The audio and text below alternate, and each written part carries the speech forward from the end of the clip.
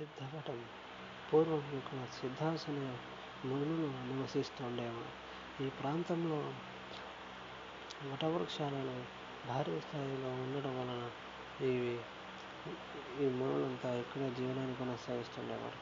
కాలక్రమేణా ఈ ప్రాంతాన్ని సిద్ధవటంగా రూపాంతరం చెందింది. ఈ ప్రదేశంలో పెన్నా నది ప్రవహిస్తూ ఇక్కడ ప్రజలకు జీవనాధారాన్ని కలిగిస్తుండేది. 1870 నుంచి 12 వరకు సిద్ధవటం జిల్లా ప్రధాన కార్యాలయంగా వాడుతూ ఉండేవారు.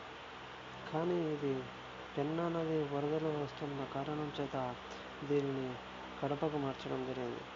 ఇక్కడ రాసి ఉన్న శాసనాల ఆధారంగా చూస్తే క్రీస్తుశకం 1605 సంవత్సరం నాడు ఈ కోట నిర్మించడం జరుగుతుంది. మట్లి రాజులు అయినటువంటి వల్లవరాజు, అనంతరాజులు ముఖ్య పాలనా కార్యదర్శులుగా చెప్పవచ్చును. పల్లవరాజులు ఊటుకూరు యుద్ధంలో విజయం పొంది కోటను స్వాధీనం చేసుకున్నారు.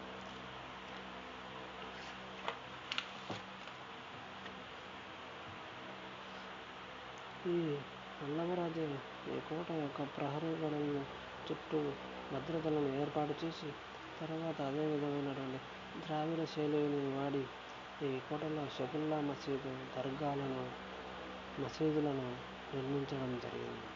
అదేవిధంగా హిందూ సంప్రదాయాలకు అద్దం పట్టే విధంగా రఘునాథ స్వామి దేవాలయాలు, సిద్ధేశ్వర దేవాలయాలు, దుర్గా దేవాలయాలు, బాలబ్రహ్మ దేవాలయాలు నిర్మించడం జరిగింది.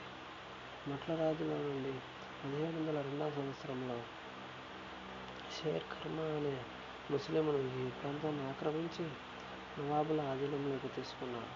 మాయన నవాబులు ఆఖరివాడైనటువంటి ఆలం ఖాన్ 1775 నుంచి 80 సంవత్సరంలో హైదర్ అలీని పట్టి బంధించి కోటను నాశనం చేశాడు.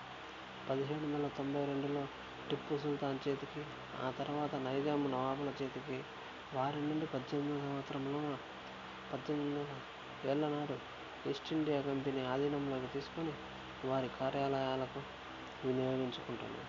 సుమారు 1808 నుంచి 12 వరకు కడప జిల్లా పరిపాలనా కేంద్రంగా ఈ ప్రాంతాన్ని జరిపించారు. దీనిని కాలక్రమేణా మన భారత ప్రభుత్వం స్వాతంత్రానంతరం పర్యాటక ప్రదేశాలుగా ఏర్పాటు చేసి నేటికి ఎన్నో వసతులతో పర్యాటకులకు ఆదరిస్తూ ఆదాయం తెచ్చిపెడుతుంది. ఇదే విధంగా సిద్ధవటం పూర్వం ఇక్కడ సిద్ధాసన మునులు నివసిస్తుండేవారు. ఈ ప్రాంతంలో వటవృక్షాలను భారీ స్థాయిలో ఉండడం వలన ఈ మునులంతా ఇక్కడే జీవనాన్ని కొనసాగిస్తుండేవారు. కాలక్రమేణా ఈ ప్రాంతాన్ని సిద్ధవటంగా రూపాంతరం చెందింది. ఈ ప్రదేశంలో పెన్నా నది ప్రవహిస్తూ ఇక్కడ ప్రజలకు జీవనాధారాన్ని కలిగిస్తుండేది. 1870 నుంచి 12 వరకు సిద్ధవటం జిల్లా ప్రధాన కార్యాలయంగా వాడుతూ ఉండేవారు. కానీ ఇది పెన్నా నది వరదలు వస్తున్న కారణం చేత దీనిని కడపకు మార్చడం జరిగింది. ఇక్కడ రాసి ఉన్న శాసనాల ఆధారంగా చూస్తే క్రీస్తుశకం 1605 సంవత్సరం నాడు ఈ కోట నిర్మించడం జరుగుతుంది. మట్లి రాజులు అయినటువంటి వల్లవరాజు, అనంతరాజులు ముఖ్య పాలనా కార్యదర్శులుగా చెప్పవచ్చును. పల్లవరాజులు ఊటుకూరు యుద్ధంలో విజయం పొంది కోటను స్వాధీనం చేసుకున్నారు.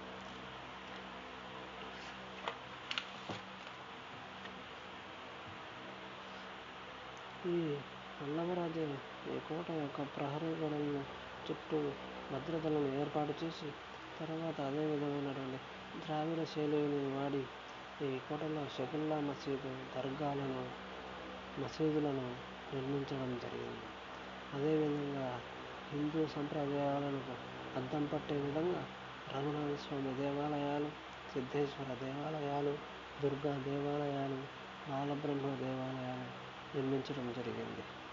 మట్ల రాజుల నుండి 1702 సంవత్సరంలో షేర్ ఖర్మా అనే